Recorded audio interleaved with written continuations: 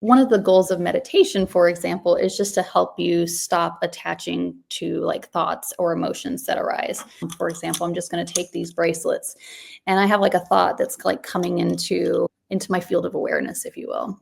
And so what ends up happening is sometimes we can attach to them and then like we keep it like, okay, I have this thought that maybe we'll go really deep really fast. Like I'm not worthy based on this thing that happened to me when I was a child, when I was rejected, whatever. Okay, I'm going to keep that. So that's part of me now. And then you have another, like maybe it's an emotion, maybe it's anger, like you get emotion. And then instead of just letting it pass on through you, like you feel that anger for a few minutes, allow it to be what it is, and then let it move on. But instead, what we do is like, nope, I'm going to keep that one too. I'm going to let that anger fester within inside me. You're holding on to these things that you don't need to be holding on to, because life is just, it's like a river, it's an experience. Things are supposed to be flowing through you, and you're creating blocks by not allowing those things to flow through. Hey everyone, let's start healing. I'm Adrienne Murchison, and welcome to episode 171 of the Let's Start Healing podcast. We have more in common than we think, and what we have in common can change the world. I want to invite you to subscribe to Let's Start Healing if you are not already a subscriber. Share this episode and others with at least one person that you know, and please like this episode. My guest today is Cassie Parlotto, and she is a business owner here in Metro Atlanta. She owns Joiful Yoga. And before she made this her sole focus, she worked in product management. And this became her passion as she started exploring her spiritual journey, which is so interesting. She will talk about her spiritual journey. And, you know, some of what we talk about really can be summed up with doing the work inside, doing that inner work. I mean, it says it all. That's how we change the world, by doing that inner work. That's where we connect with our higher power, who I call God. And that's where we connect with the truth that we are all connected, that we are truly all connected. I want to share something with you before we get to the episode. And that is this very small prayer that I would say sometimes for years.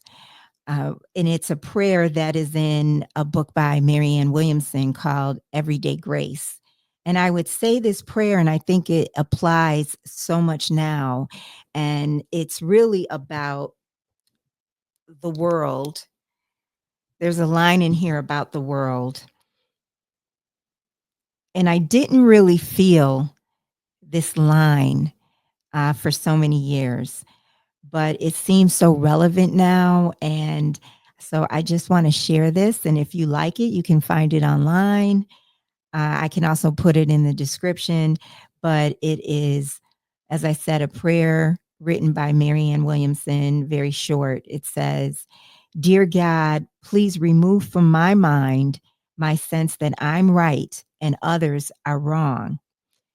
My temptation to feel contempt toward those I disagree with, and this feeling of complete and utter powerlessness with my sense that the world is falling apart.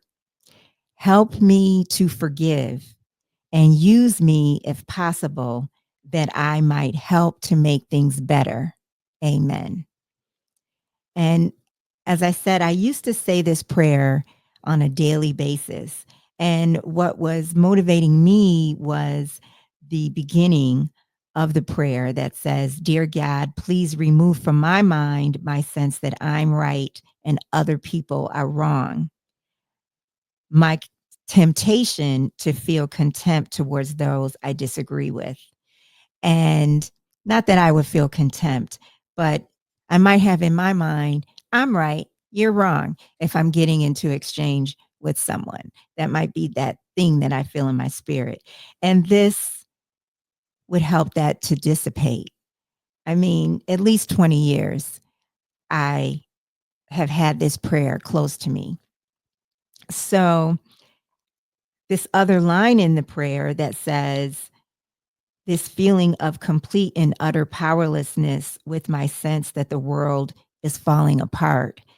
I didn't necessarily feel that way, but there's so much that I don't know that goes on in the world.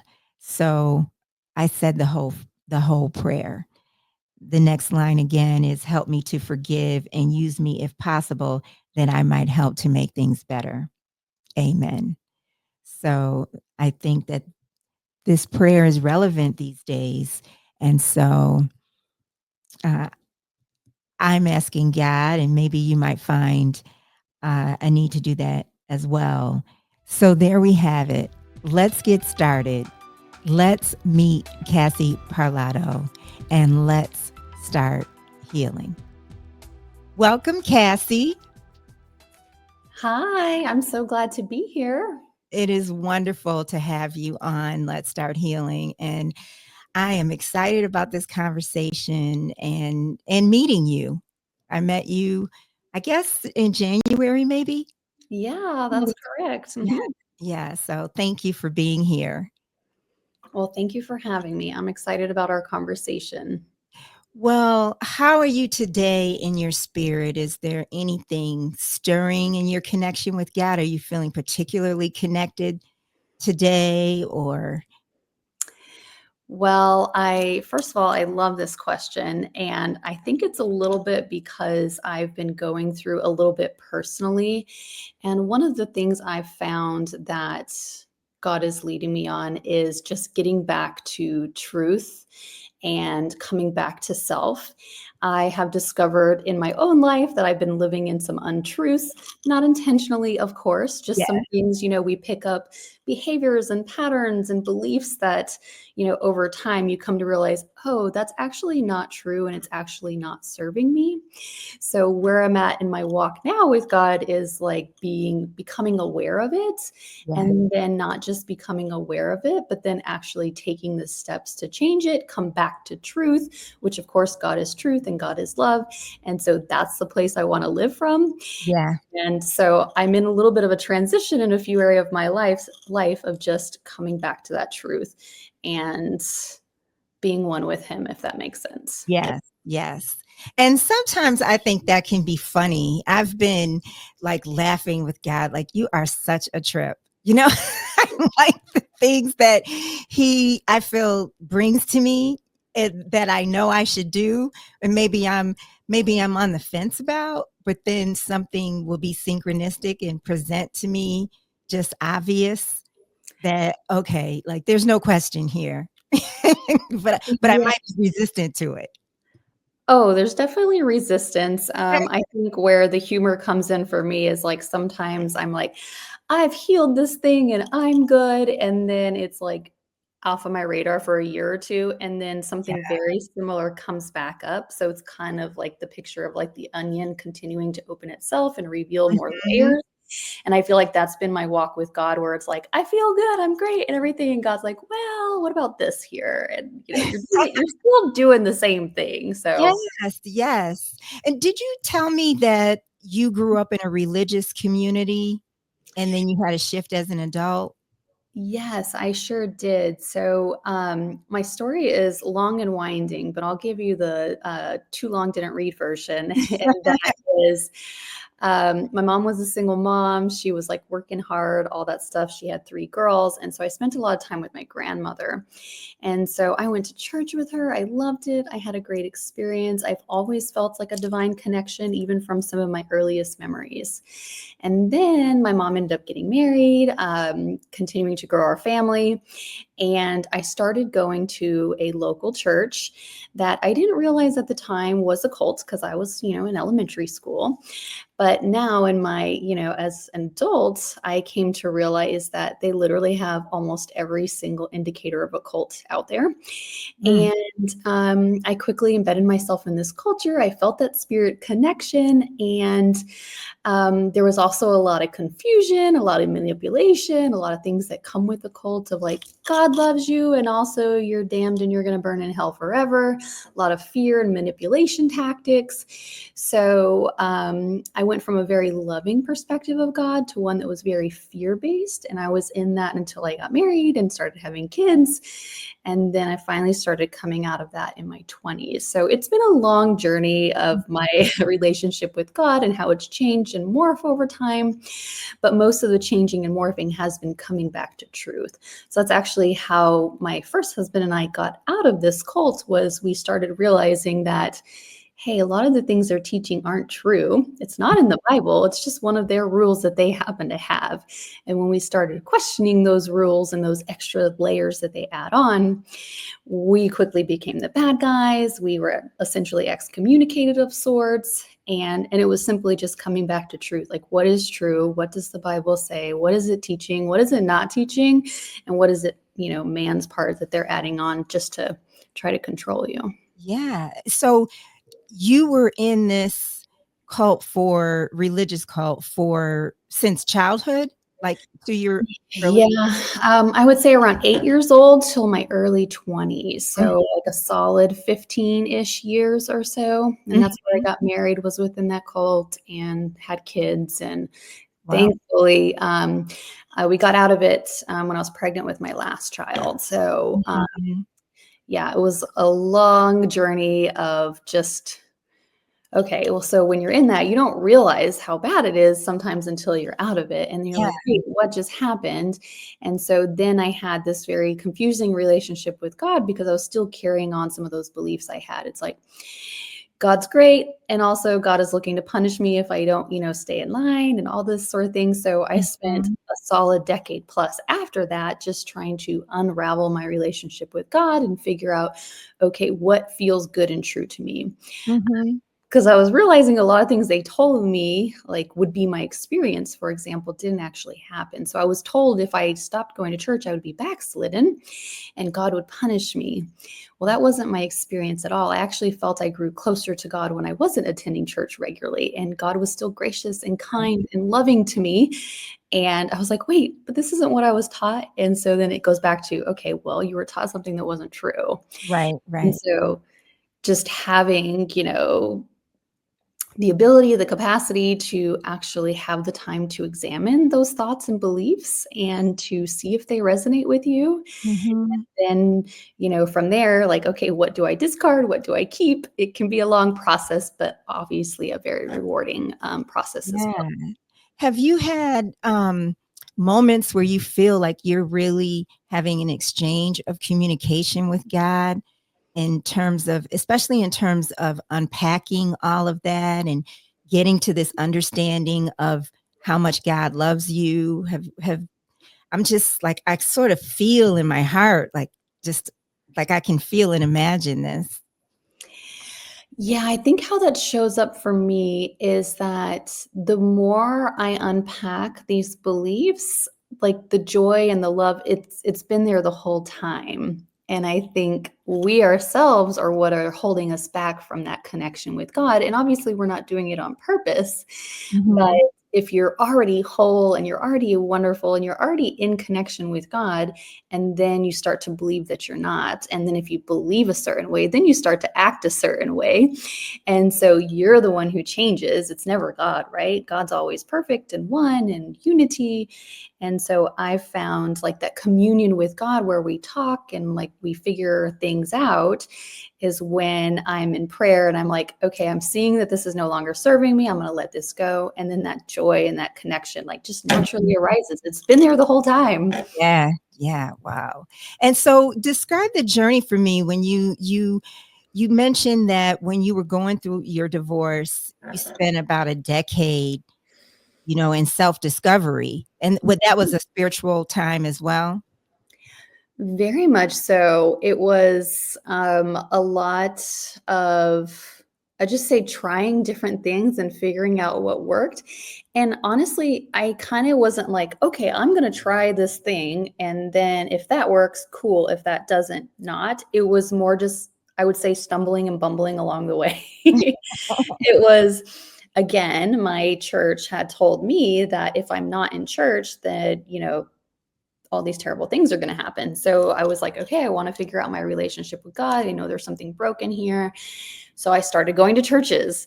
And then I was like, well, this church doesn't feel good. And so I'm not going to keep going somewhere that doesn't feel good. Or I'm not going to tell a child that if they die, they're going to burn in hell forever, which is what Mhm. the particular church wanted me to tell, a young child. And I just couldn't do it. My body wouldn't allow me. So I was like, okay, well, this is not the place for me. So there was that where I was just trying churches. And then finally I actually came to a moment where I had to surrender. And I would say, God, I am trying so hard to reconnect with you. And I was trying to reconnect in the ways that I had been told in this cult, that this is the way that you connect with God. Mhm. It's not working and I don't know why. And so I essentially, how I describe it now, is that I took God out of God's box, where it was like Cassie said, God lives here in this little box. Yeah. And I was just like, I just like set it down. I was like, okay, I don't know what's going to happen, but this is not working and I'm going to leave it up to you to guide me. And I would say that's when my faith exploded, was when I surrendered to the not knowing and to not knowing what was coming left. And I had Mhm. so many synchronicities happen in such a short amount of time.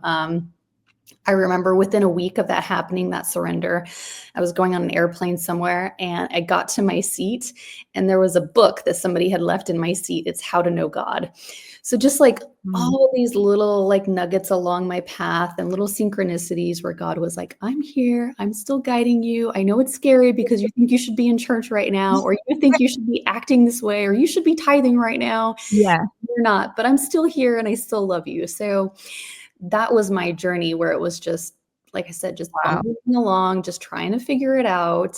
And not that I have it perfectly figured out now. I'm still bumbling along, but I'm a lot closer than I was 10 years ago, for sure. Is there a time when you really feel the presence of God in a visceral way? Yes. And so I might actually only more recently am able to articulate this. So the times I feel most connected with God, or I feel God's presence, is when my mind is clear and I don't have all that static going on. That, I mean, you can say you can get to that space through meditation, but I've also been practicing a lot, just like not allowing my mind just to go crazy at all times, which is what it wants to do, of course. Mhm. Mhm. And I find when my mind is still, it's like I can notice the glimmer of the light on the leaves. I can appreciate my cute little doggy, and I can see the wonderful wholeness of my young adult children that are just trying to figure out life, and they're stumbling, along their own path too. And so in that stillness, I can really see and feel God's connection and God's wonder, and not be in that space where I'm constantly trying to figure it out, which is actually what my brain wants to do, because I'm very Yeah. Yeah. very analytical naturally. Yeah. So I'm like, I just want to figure it out always. But when I set that aside and just be, it's like, oh, you're here and I don't need to do anything. I can just receive and accept this moment for what it is. Yes. You have me thinking about the Sedona method. Have you ever heard of that? No, I don't It's think so. a friend had introduced me to it, and it's about letting go, basically. And so, it's these steps, and you ask yourself, "Can I let this go?" Oh. And then, "Would I let this go? Hmm. So when?" But another part of it is, can you just stop trying to figure it out and Oh. just let it be what it is? See, and I am a figure outer, Yeah. so Yeah. that resonates a little bit too hard for me right now, thank you. Yes. I know. I'm so glad that it was introduced to me, because it lets me know that I'm trying to control, so it wakes me up, I should say. So if something's really heavy on my mind, I'll realize, oh, I'm trying to control this. And can Oh, I just stop absolutely. trying to figure it out? Yeah, I love that. With your yoga Mhm. studio and your yoga business, first share with listeners what you were doing before you were doing what you're doing now full time. Yeah, absolutely. So I got divorced. I was 26. I had 3 kids, 6 and under. And I had no education because women didn't get education in the church community that I was a part of. And I had very little work experience. So I stumbled along getting just odd jobs. And, I was making minimum wage, working 3 jobs for a good amount of time. And then I had a friend who recommended me for a corporate job. It was my first corporate job. And it still technically wasn't enough to pay the bills, but it was like the first time I had health insurance. So it was a really, really big milestone in my journey for me and just being able to take care of my family. So that was great. And then within a year and a half, I went into what I'll call the career I fell into because I had no experience. I was just, again, recommended for a role by somebody who said, this is an awesome person. They'll learn it. They'll figure it out. And that was a product manager in software development. So, talk about imposter syndrome, working with some of the smartest people in the world. I was a product manager, but I actually ended up, as I mentioned, I fell into it. I didn't have any experience and I absolutely loved it. So it's about problem solving. It's figuring out what's best for your customers and what's best for your company and just figuring out, hey, given what our company wants and what our customers want and the problems we're having with our software, here's what I think we should do next. And then working with those people to bring those changes into existence. So that's what a product manager does. And so I did that for over a decade. You do that very well. Thank you. I know because of the way that I met you and you just introducing the steps, in terms of your own business, the steps to take. It was because I've talked to other people in that arena and you were just very clear, common sense, straightforward. Yes. And for our listeners, the meeting that we met at in January, I was describing how you come up with a strategy for your business, for a small business specifically. And I said, here's what the big companies do. This is how they do it. And you can do it too for your small business. So that's what we were talking about when we met. Yes. And then, so how long were you doing that before you got into yoga and decided that you enjoy yoga and want to explore it more? Well, it was one of those things where it was not part of the plan. So as I fell into that job, I was doing that job. I was a single mom for many years. I ended up getting remarried 9 years ago. And I've always been like a self-help person in some sort of fashion. So I'm like constantly improving myself improving is it's a little bit of a misnomer, but coming back to truth, let's put it that way. Because myself doesn't need to be fixed. So True. So yoga was just something that I did occasionally. And the first time I tried it, I actually hated it because I took a power yoga class and I did not have fun. I was sore for like 5 days afterwards. But I tried some other types of yoga that I really enjoyed. And so I was never planning on owning a yoga studio. It was actually kind of a mystical experience where I was complaining to God in prayer. And we'll say prayer very loosely because I was really just yelling at God my frustration. Where I was like, I want yoga, I want meditation, I want all these things. Like I didn't have a community that I could share all these things that I was going through with. Like I was growing like at a really fast pace and I was learning things, spiritual things, but also some more non-spiritual things, if you will. And I just didn't have anyone to share it with. And so I was venting my frustration to God. And I was like, I want a yoga studio that's like right by my house because the ones that are by my house I can't go to because, they're not open during the times that I'm available, yada, yada. And essentially God said, you are going to be the one that's going to do that. So, yes. So that's what's happened. And I was like, and I was a product manager at the time, I still had kids at home. I have a husband. And I'm like, what?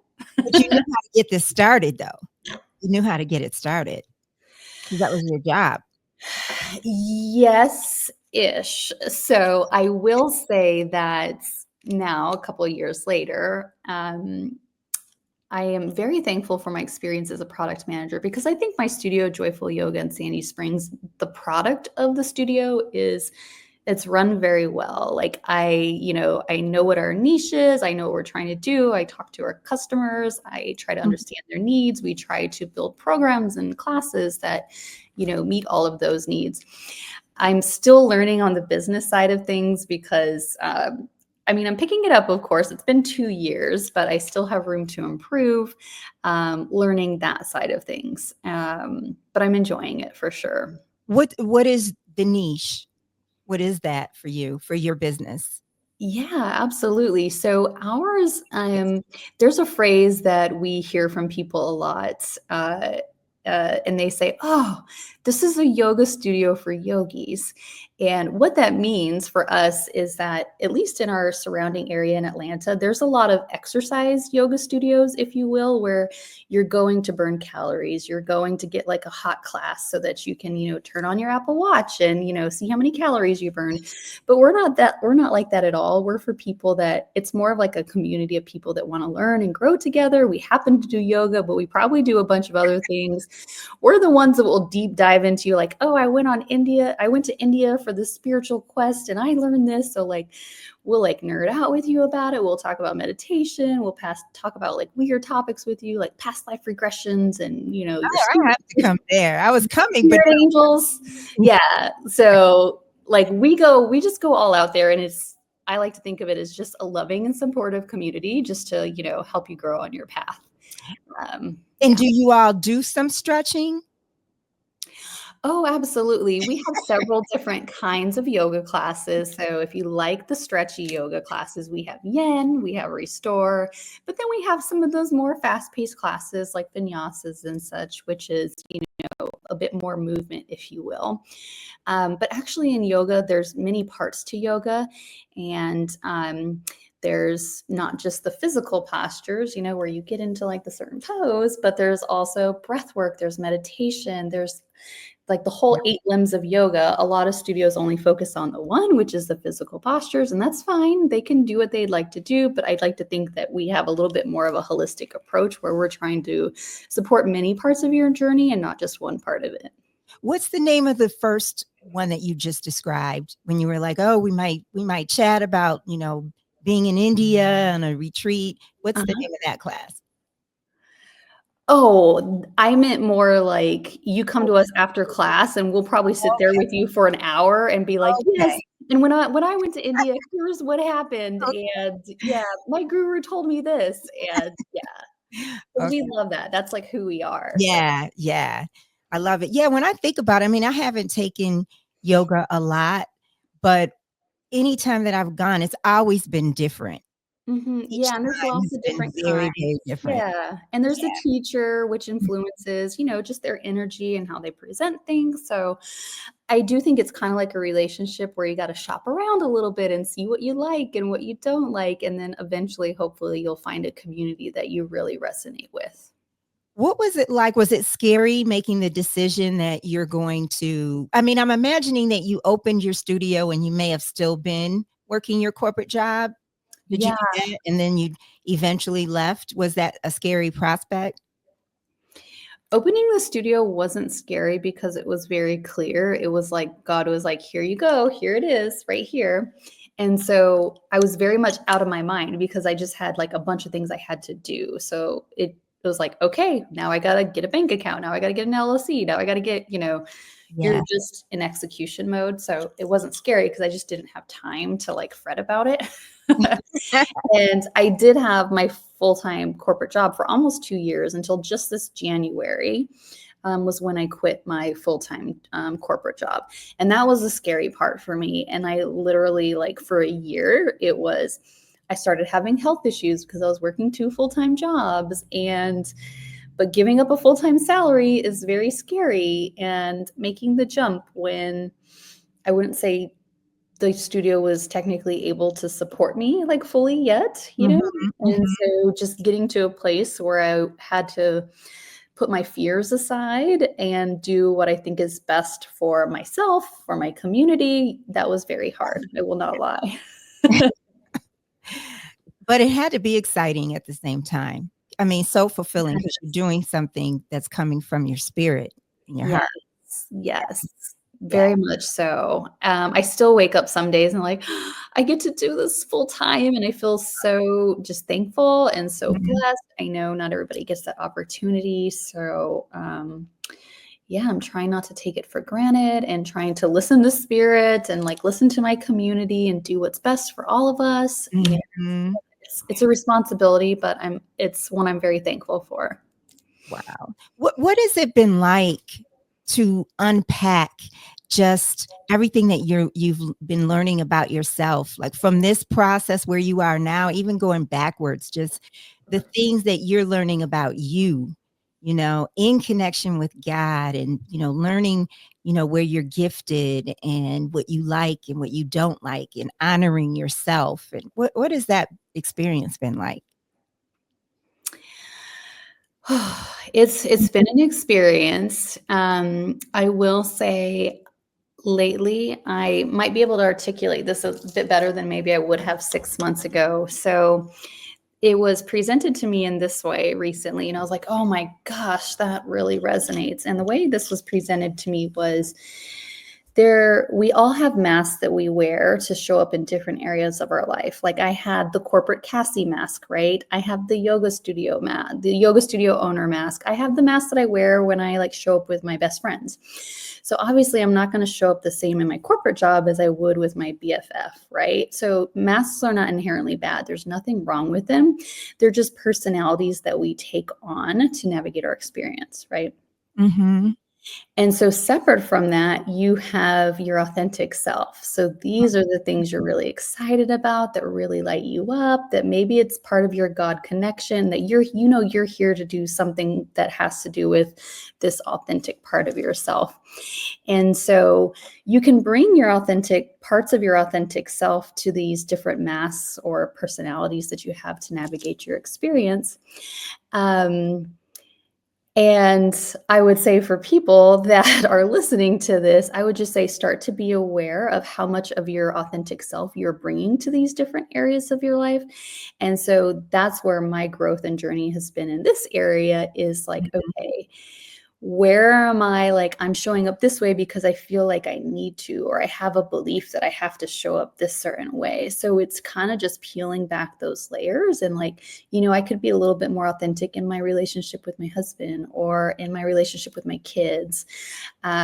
So that's been the journey for me is like, I can still use my masks and my personalities, but if it ever gets so out of balance that I'm more mask and personality than authentic self, then I know that's an indicator that it might be time to rebalance some things a little bit. Yeah, yeah. I relate to that 1000% because I am, much more at ease in my spirit if I can just be myself. Yes. That's why I really did not enjoy being in the corporate world and, like going to, a 9 to 5 office every day. That is super hard for somebody like me. And Yeah.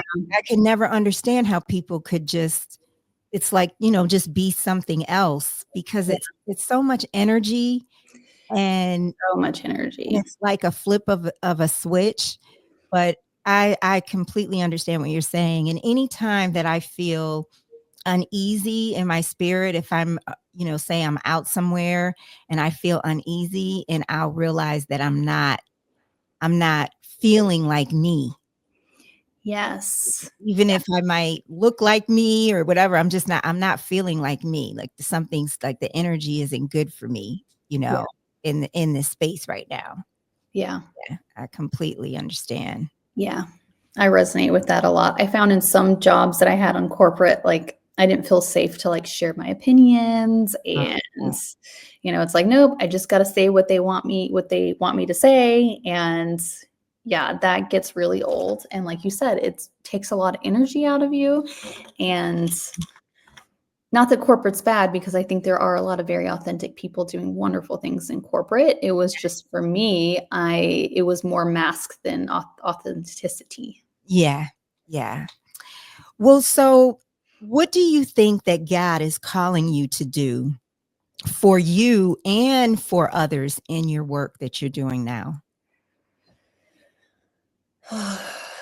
I'll speak for myself. My lesson lately is it's actually interesting because I had all these notions, like these grand notions of what God wanted me to do. And I don't think they're bad. I think God still does want me to do that, like still like leave my yoga studio and still do these things. But I had a moment in prayer within the last few weeks where I was very much in my head about this. And I'm like, oh, this is what you're calling me to do. And like, this is why I'm here. And God made it very clear to me in his own way. It's like, no, Cassie, that is not why you're here. And the reason why I'm here is just to love people, to love myself. And it's as simple as that. If I can love myself, if I can love other people, then it doesn't really matter what I'm doing. Like God will lead the way and it will be the right steps. And, Yeah. and so I think we kind of like, we're like, I need to have a purpose and I'm here to do a certain thing. And I haven't figured out what it was yet. And it's like, yes, you're here to love yourself and you're here to love others. And then everything else is just a byproduct of that. It's true. I mean, it starts with us. Yes. Starts with us. Yeah. So I had this thought when I was walking my dog this morning. Well, first of all, I know different people who have at one point or another in their lives, they have felt like this oneness with everything. Excuse me, oneness with, the trees, oneness with animals, oneness with people. They just felt like just oneness in a very, very holy way.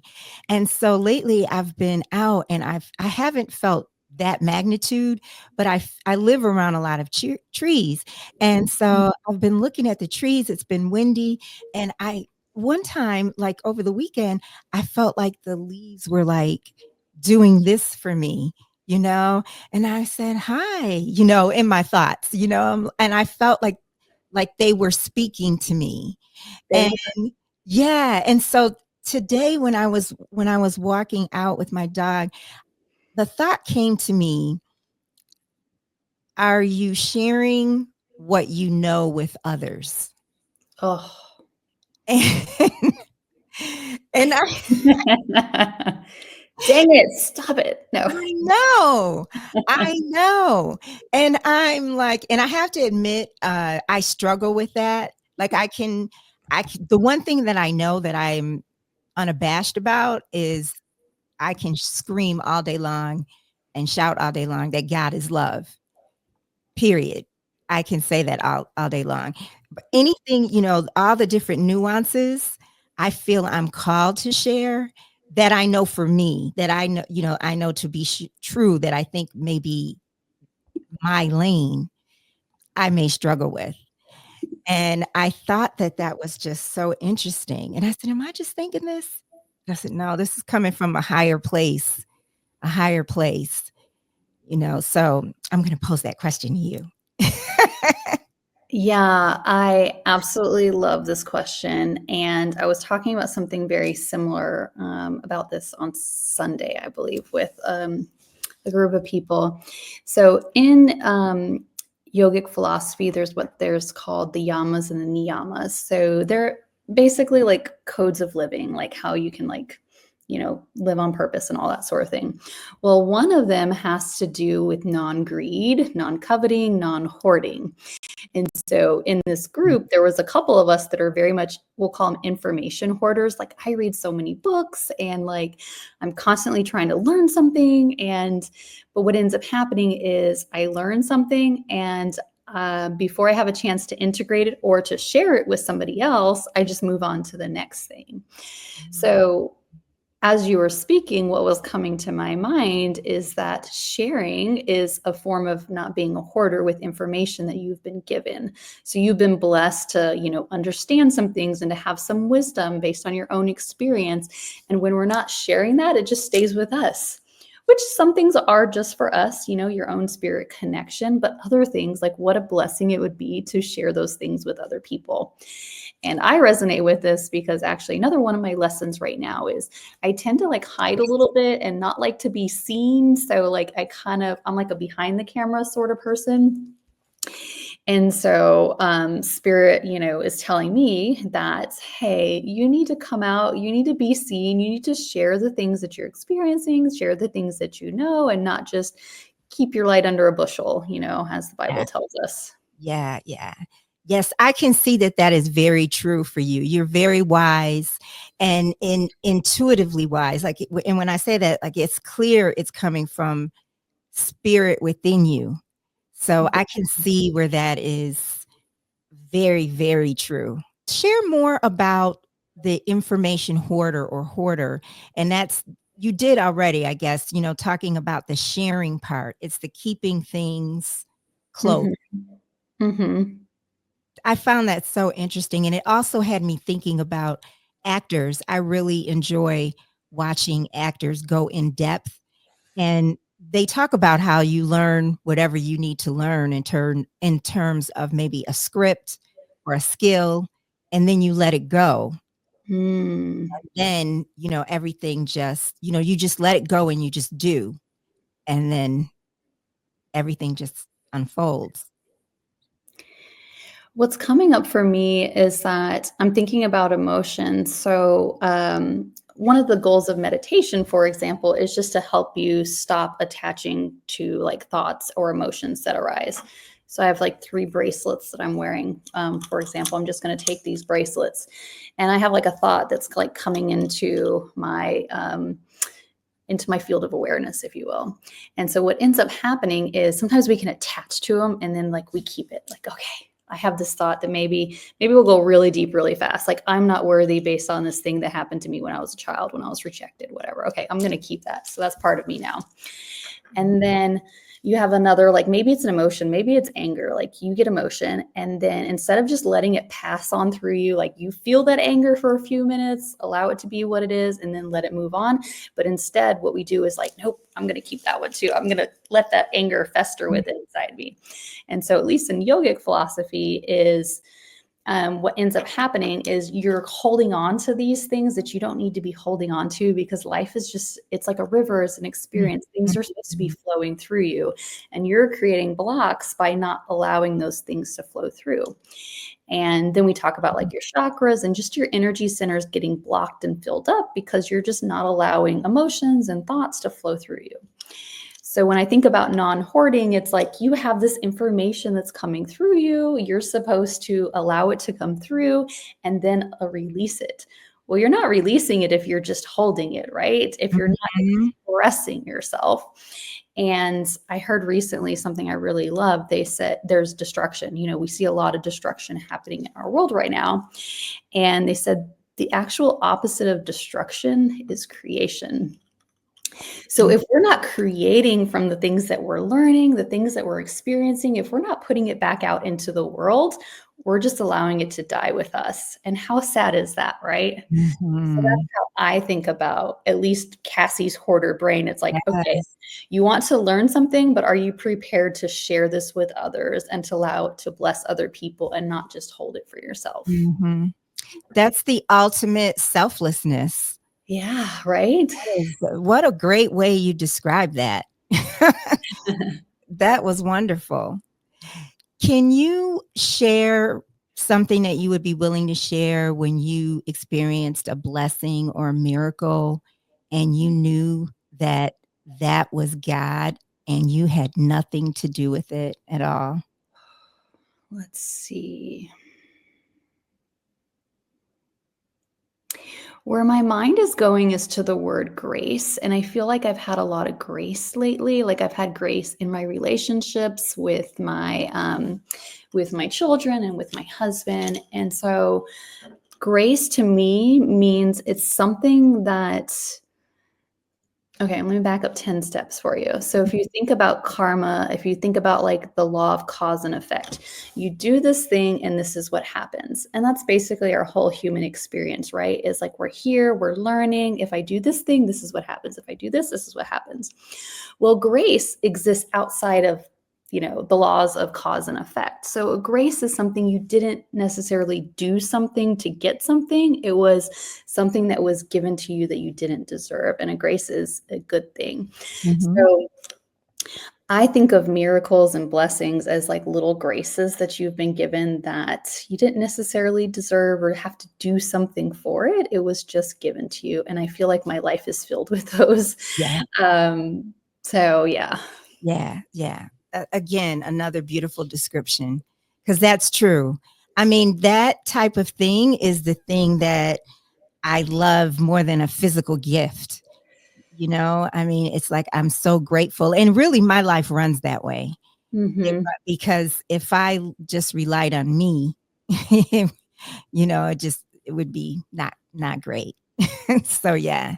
Yes, I'm definitely Wonderful. a person that tends to operate on like relying on like my own self. Mhm. But a miracle, actually, by the definition, is something that is subject to the laws of God. So, like, miracles are natural, they should be happening in your life. And if they're not Exactly. happening in your life, then that's an indicator that you might be trying to control it a little bit too much. Mhm. Thank you for saying that, because that is I so know that. Do you have a, spiritual practice that you engage in, daily or most of the time that you can share? Yes, I do. So, in I'll say like yogic communities, there's a thing called sadhana, sadhana. And it's basically your daily spiritual practice. And so if you think of your body energetically as like the river, as we mentioned earlier, where you just like want it to like flow through you, your thoughts, your emotions, books, knowledge, your experiences, sharing it with other people, even like your love and your joy, sharing that with other people as well. You know, unfortunately, we live in a world where our energy can be disturbed very easily, right? So it's like somebody can cut you off in traffic, or maybe your kid is not doing what they're supposed to be doing, or your husband annoys you, or whatever it happens to Yeah. be. So, like, then our field gets, like clogged up, it gets, Yeah. it tightens, it constricts. So, having a daily practice, it doesn't have to be long. It could be as little as 5 minutes. It could be an hour. It could be longer. It's just like, how do I come back into balance each day? Mhm. So I have a daily sadhana that I do, and I commit to it for 40 days. So I do the same one for 40 days, and Mm, then I switch and do another one. I love it. Yeah. And the nice thing about 40 days is there's a lot of like spiritual significance with the word like 40 and 40 days. Like you'll see that in the Bible a lot. Mhm. But one of the more practical things about it is that say you do a meditation, you're like, oh, I did this meditation. I feel great. I did it for 5 minutes today. And then tomorrow I'm going to do a different meditation for 10 minutes. And then I'm going to go, maybe I'll just do yoga today for 10 minutes or something like that. Those are all great and wonderful things. But the nice thing about doing the same thing every day for an extended amount of time is you can really see the long-term benefits of those particular practices that you Mhm. do. So I can tell you like a bunch of different meditations and practices that I've done over the years where I've done it for 40 days, and it like completely changed my life because I was able to see like, hey, when you really commit to this, like this is what happens. Like this is Yeah. how it changed me. So, yes, would you share, some examples, if you don't mind, of for our listeners of what you might do for 40 days and then what you might do for the next 40 days and what you might be doing now? Yeah, absolutely. I'll share my last one with you, and then I'll share this one because I switched it up a little bit. So I was actually working on my root chakra area for about 6 months. So your root chakra is just at the very bottom of your spine. So when I was doing root chakra, I would usually do a few physical postures. So most standing postures work on your roots. So I would do a few standing postures of yoga, and then I would sit down, and then I had a few exercises where it was like clenching that area. And as a woman, you kind of know what this is. It's kind of like doing a Kegel of sorts. Mhm. So maybe I'll have a mantra with it or something. I'll just like pump that part of my stomach or squeeze it. And that just helps loosen up that area. And then I would end it with a meditation. So depending on the day, it could be 5 minutes or it could be like 15 minutes. But my entire practice usually wasn't more than 20 minutes a day when I was doing that one. But now I've moved on to my sacral chakra. So I'll probably be working on this for an extended amount of time. But for this, I have two meditations that I'm doing. One includes some mudras are just like hand, like different positions you put your hand or your body in, and it just helps the flow of energy. So Mhm. there's one that includes like doing this, and then it has like some stomach pumping, and that helps with like that navel area, loosening that area up where that sacral chakra is. So I'll do that for a few minutes, and then I will move on and do another meditation. Mhm. But I don't have any physical postures in this round, so it doesn't have to be yoga every time. Oh, and forgot to say for this round, I also am doing one journaling prompt. So you can like mix it and match it and figure out what works for you Yeah. and just commit to something. It could be anything. Yeah. Already you're giving me an idea. I Yay. love it. Yeah, because one time I like to do chakra meditations. Yeah. And one time a few years ago, uh, somebody had said to me, and he's an energy healer. And at the time, this was actually some years ago. At the time, I did not know this person very well, and he's really good. And we had just like been introduced, and he said something about my root chakra was off, and Mhm. I wasn't grounded. And I said, "What do you mean? I'm very grounded. Like, if anything, I'm grounded." So, you know, and Mhm. so he was like, "No, it's off." And so I think I had a session with him, and then, I started to trust what he was saying. And then he suggested that I just do root chakra Mhm. meditations and like spend 20 minutes doing that in addition Mhm. to whatever other spiritual practice I might be doing. And so I did that for a long time. I mean, I did it for some months. He didn't give me a time period on it, Yeah. but I did it for some months, and I could definitely feel a difference and see a difference. And so as you were talking, I thought, you know what? I think I might enjoy doing that Mhm.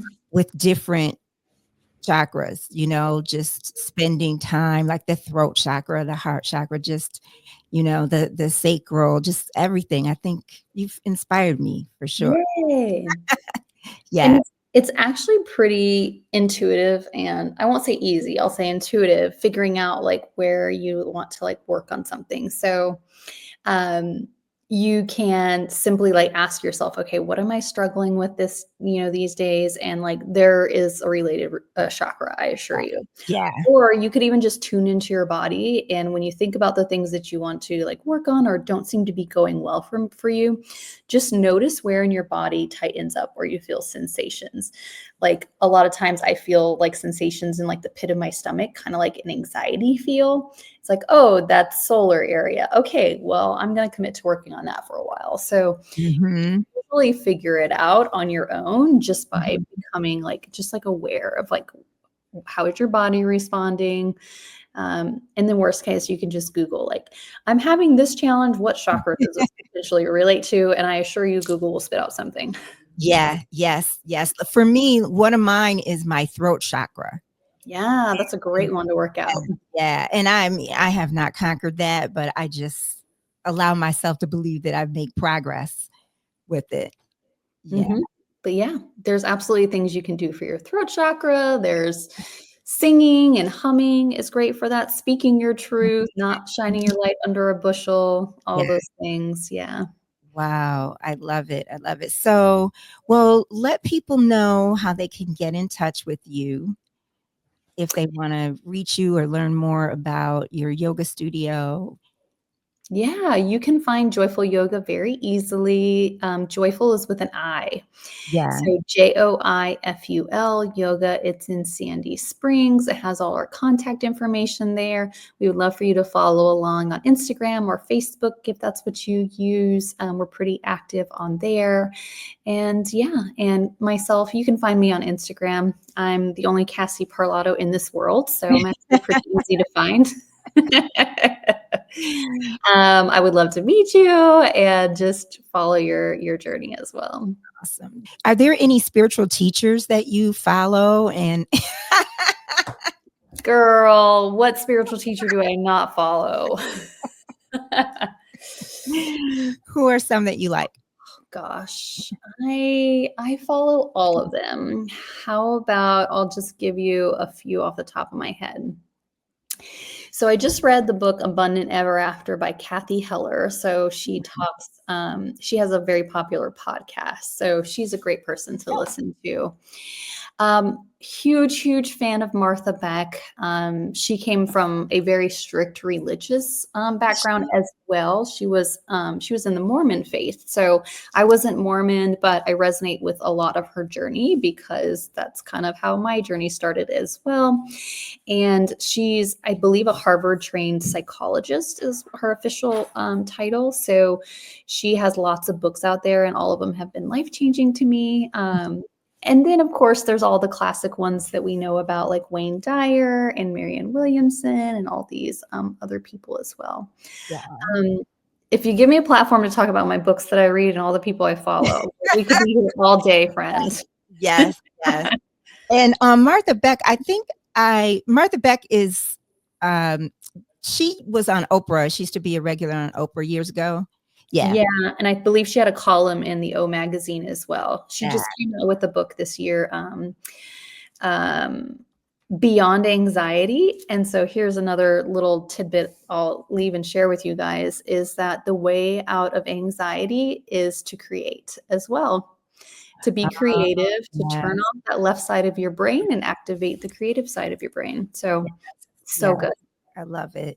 One of the things I have one of her books, I don't remember what it's called, but she it was about dreams and how to interpret your dreams. And Oh. so I really utilized what she said. And basically it was everything in your dream, just take it and she suggested writing it down. Mhm. But I would just do it in my mind and, Yeah. and I would get the story of the dream.